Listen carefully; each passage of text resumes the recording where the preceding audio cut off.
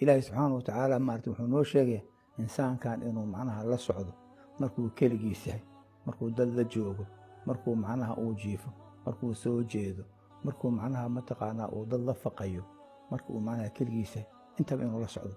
la socoshadaas keliyana ma ahane waxaa ka dambayn doonta mataqaanaa in macnaha la wargelin doono wixii ilaahay subxaana wa tacaala uu kula socdo.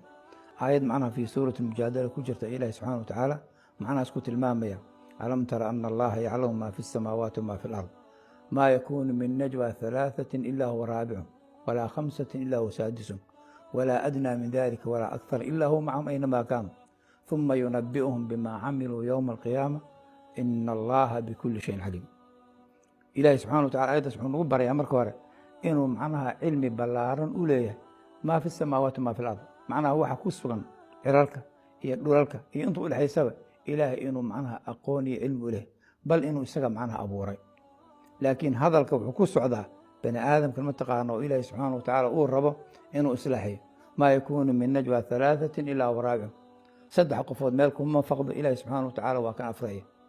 walaa khamsaة ilaa huwa saadisum, macnaha shan qofood meel kuma shirto oo meel macnaha kuma maarta faqdo ilaa ilaahay macnaha waa mid ka lixay. walaa adnaa min dalika walaa akthar, ama wax intaas ka badan ama ka yar, macnaha laba macnaha saddex waxaa ka yar labo, shanna waxaa ka macnaha marta macnaha ka badan muxuu ahaa lix ama toddoba. ilaahay subxaana wa tacaala xaalad kastoo qofku uu macnaha ku sugan yahay ilaahay wuu la socdaa. socoshadaas mataqaanaa keliyana maahan uma yunabi'uhum bimaa camiluu yowma alqiyaama. ilaahay wuxuu u warrami doonaa wax allaar wax ay sameeyeen maalinta qiyaama, ama ha yaraado ama ha weynaado. ilaahay maalintaas wuxuu leeyahy iqra' kitaabaka kafaa binafsika alyowma calayka xasiiba. haddii uu qofka mataqaana maarta xataa uu inkaar uu sameey, ilahay wuxuu noo sheegay inuu afka u ka xiri doono xibnihi xataa ay hadli doonaan. marka maxkamadaas ayaa bini aadamka sugayso, meel uu oga leexan karana ma laha. marka haddii arrimahaasoo dhan ilaahay uu macnaha la socdo sooma haboono horta ilahay ninka xishoono. nabiga calayhi salatu wasalam isagoo macnahaas tilmaamay wuxuu leeyahy afdal اliimaan an taclama ana allaha macaka xayثuma kunta.